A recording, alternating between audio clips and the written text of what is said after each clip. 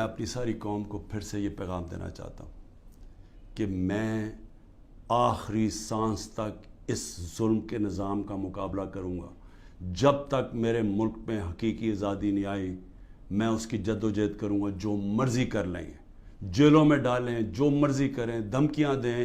Security میری ساری لے لی ہے.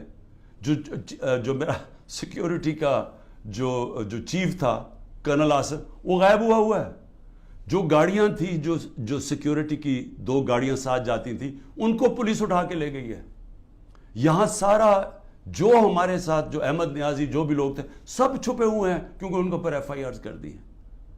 اور پھر یہ سمجھتے ہیں کہ شاید اس کی وجہ سے میں ان کے پاس جاؤں اور کہوں کہ جی مجھے معاف کر دو کہ میں نے آزادی کی بات کی تھی, مجھے معاف کر دو.